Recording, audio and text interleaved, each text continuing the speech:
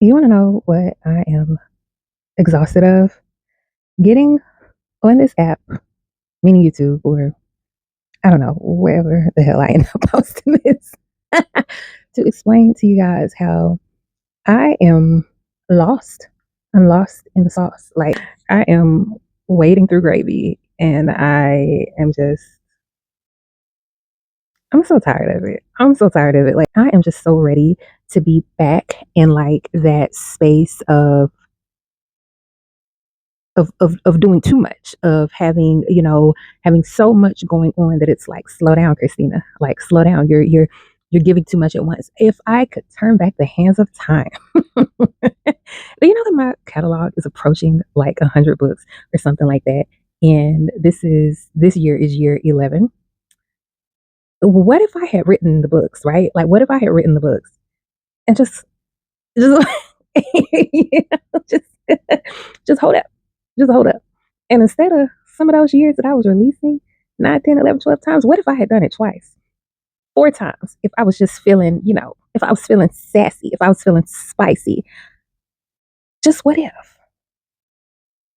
Just what if? Think about the content that I would have now. But you know, what's done is done. What's published is published. And yet, and still, I remain, I'm here, and I am committed. I'm committed.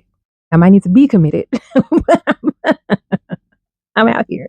I'm out here and I am just I'm taking it all in. I look in literally a week. We're going on a cruise.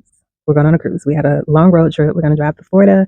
We're going to get on a cruise ship, and I am going to do my level best to really, just kind of relax and enjoy it, and not let anxiety, not let stress, not let what if with regard to writing books drag me down. And it's my hope that I'm able to come back refreshed and come back, ready to really put something out there. Because you want to know something? You want to know something?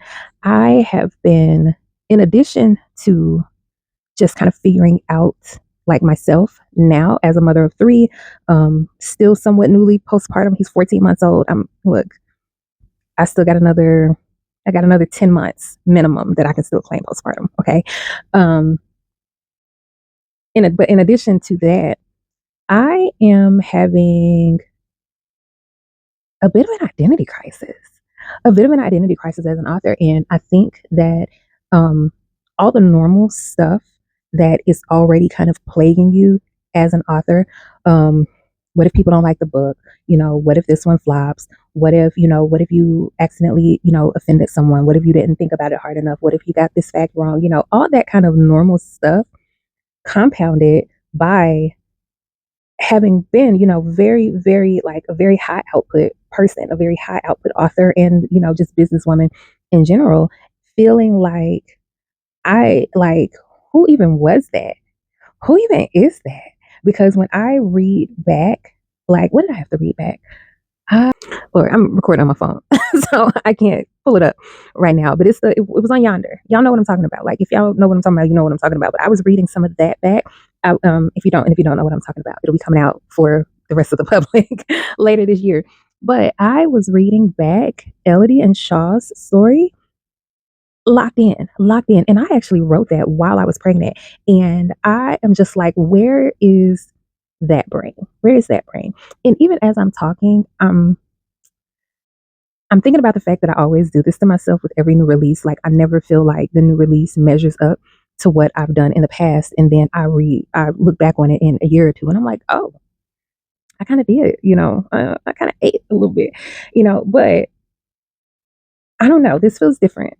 This feels different. And, I know that part of it is, just, and I feel like I've had these big hormonal changes, and I feel like it's affected, I feel like it's affected the work, and I don't like that feeling, and I don't want to like claim that. And what I mean by that is I don't want to accept that, and maybe it's not even that. Maybe even this feeling is just part of that. But I don't know. Like, I wish that I was able to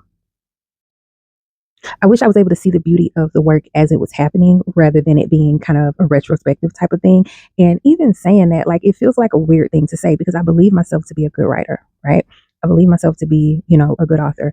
I never would have published if I didn't think that I had put something worth reading down. And I certainly wouldn't have published almost 100 times if I didn't feel, like, if I didn't feel like there was something there. But still, man, I don't know. I don't know. This is the type of, behind the scenes type of stuff that, I don't know. I don't know. I don't tend to see a lot of us like really talking about it, but there is so much just second guessing. Just a whole lot of second guessing. I do see people talk about having writer's block. I see people talk about imposter syndrome a lot. And not just imposter syndrome. What's the other one? I don't know. Maybe it is imposter syndrome where it's like you believe in yourself, but I don't know. It's almost like that meme, like, you're not really that bitch or nothing, but you ate that one little thing. That's what I feel like that's what it feels like sometimes. Like, it's like you can look back on it like you ate that, but don't get too cocky now, and like that's a crazy thing to feel about yourself. I don't know. I need to call the lady back. I don't even know what the point of this is. I don't even know what the point of this. Well, no, that's not true. I do know what the point of this is. I So we let the girls have YouTube channels, faceless YouTube channels, like somewhat anonymous, somewhat not. For their privacy, I will not be sharing, like their handles or anything like that. But of course, they have critiqued their content and stuff like that. And it's really good content. Like for niches that they're creating this content in, it's good content. They know what they're doing and they're making it work, they're making it happen. But of course, here comes the self-critique and here comes the that seeking of perfection and all of that. Um, and it's so familiar, right? It's so familiar. And my thing is like, just show up, like, oh, this video didn't get the views you wanted it to get, or, it hasn't gotten as many comments, or not as many people as you want are voting in your post. So you're just gonna stop. You're not gonna do it no more.